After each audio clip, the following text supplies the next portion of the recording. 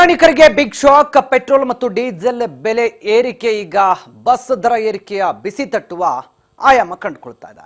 KSRTC bus ticket ದರ ಏರಿಕೆ ಸಾಧ್ಯತೆ ಕಂಡು ಬರ್ತಾ ಇದ್ದು, ಬಸ್ ಟಿಕೆಟ್ ದರ ಕೂಡ ಹೆಚ್ಚಳ ಮಾಡುವ ಸಾಧ್ಯತೆಗಳು ಇದೆ. ಈ ನಿಟ್ಟಿನಲ್ಲಿ ಈಗ ಸರ್ಕಾರ ಪೆಟ್ರೋಲ್ ಡೀಸೆಲ್ ಬೆಲೆ ಏರಿಕೆಯನ್ನ ಮಾಡಿದ್ದಲ್ಲದೆ ಜನಸಾಮಾನ್ಯರ ಮೇಲೆ ಎಲ್ಲ ಆಯಾಮದಲ್ಲೂ ಕೂಡ ಬರೆಯನ್ನ ಹಾಕಲು ಹೊರಟಿದೆ. ಪ್ರಯಾಣಿಕರಿಗೆ ಇದು ಬಿಗ್ ಶಾಕ್.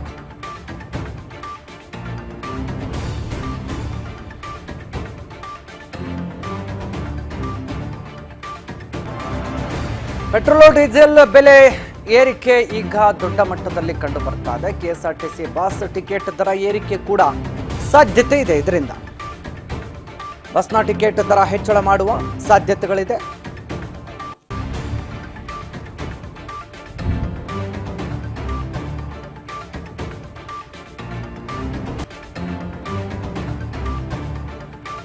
ಪೆಟ್ರೋಲ್ ಮೇಲೆ 3 ರೂಪಾಯಿ, ಡೀಸೆಲ್ ಮೇಲೆ 3.5 ರೂಪಾಯಿ ಏರಿಕೆ ಮಾಡಿರುವ ಸರ್ಕಾರದ ಕ್ರಮ ಈಗ ಖಂಡನೀಯ ಆಗಿದೆ. ಈ ನಿಟ್ಟಿನಲ್ಲಿ ನಾಳೆ ಬಸ್ಗಳ ಟಿಕೆಟ್ ದರ ಕೂಡ ಹೆಚ್ಚಳ ಆಗುತ್ತೆ. ಯಾಕೆಂದ್ರೆ ಸಾಮಾನ್ಯವಾಗಿ ಡೀಸೆಲ್ ಮತ್ತು ಪೆಟ್ರೋಲ್ ಬೆಲೆ ಏರಿಕೆ ಆದಾಗ ಬಸ್ ಟಿಕೆಟ್ ದರ ಹೆಚ್ಚಳ ಆಗುವಂಥದ್ದು ಸರ್ವೇ ಸಾಮಾನ್ಯ. ಸೊ ಈ ನಿಟ್ಟಿನಲ್ಲಿ ಇಲ್ಲಿ ಸರ್ಕಾರ ಕೇವಲ ಒಂದು ಕಡೆ ಜನರಿಂದ ಲೂಟಿ ಮಾಡ್ತಾ ಇಲ್ಲ.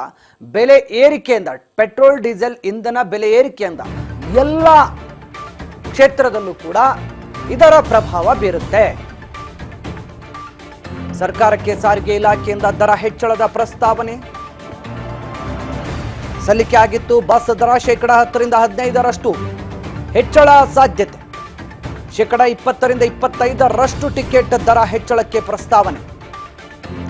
ಸರ್ಕಾರಕ್ಕೆ ಸಾರಿಗೆ ಇಲಾಖೆಯಿಂದ ದರ ಹೆಚ್ಚಳದ ಪ್ರಸ್ತಾವನೆ ಸಲ್ಲಿಕೆ ಮಾಡಲಾಗಿದೆ.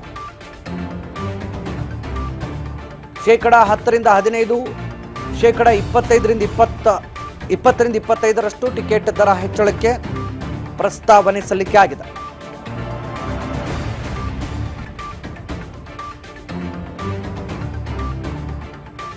ಬಸ್ ದರ ಏರಿಕೆ ಈಗ 20% ರಿಂದ 25% ಹೆಚ್ಚಳ ಆಗುವ ಭೀತಿ ಶುರುವಾಗಿದೆ.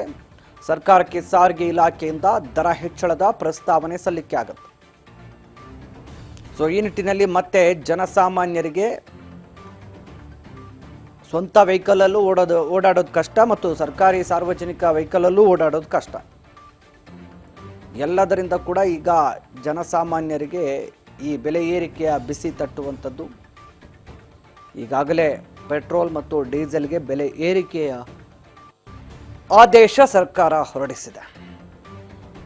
ಈ ಆದೇಶದಿಂದ ಈಗ ಎಲ್ಲ ಕ್ಷೇತ್ರಗಳಲ್ಲೂ ಕೂಡ ಬೆಲೆ ಏರಿಕೆ ಸಾಮಾನ್ಯವಾಗಿ ಕಂಡುಬರುತ್ತೆ. ಎಲ್ಲ ಕ್ಷೇತ್ರಗಳ ಮೇಲೂ ಕೂಡ ಈ ಬೆಲೆ ಏರಿಕೆಯ ಬಿಸಿ ತಟ್ಟಲಿದೆ.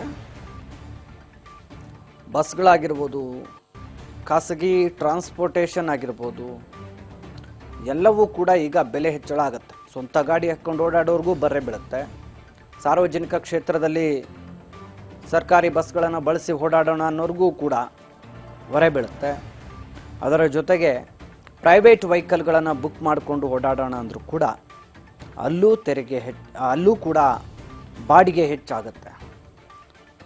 ಆಟೋಗಳಿರ್ಬೋದು, ಓಲಾ ಉಬರ್ ಟ್ಯಾಕ್ಸ್ಗಳಿರ್ಬೋದು, ಪ್ರೈವೇಟ್ ವೆಹಿಕಲ್ ಬುಕ್ಕಿಂಗ್ ಇರ್ಬೋದು. ಇನ್ಮೇಲೆ ಜನಸಾಮಾನ್ಯರು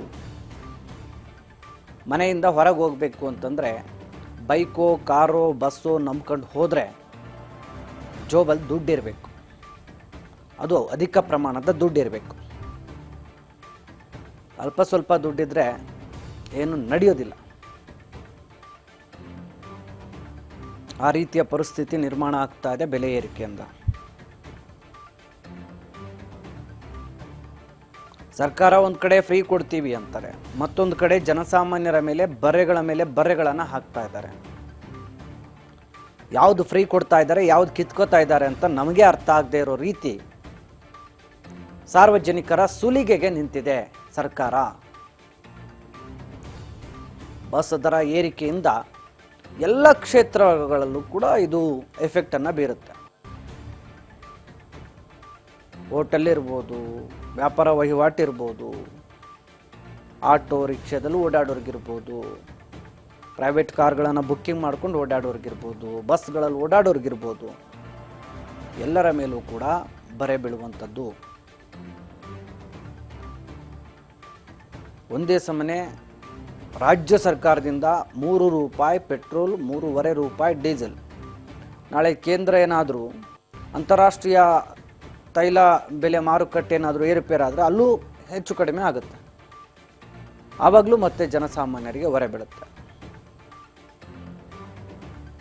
ಹೀಗಾಗಿ ರಾಜ್ಯದ ಜನರಿಗೆ ಈಗ ಮತ್ತೆ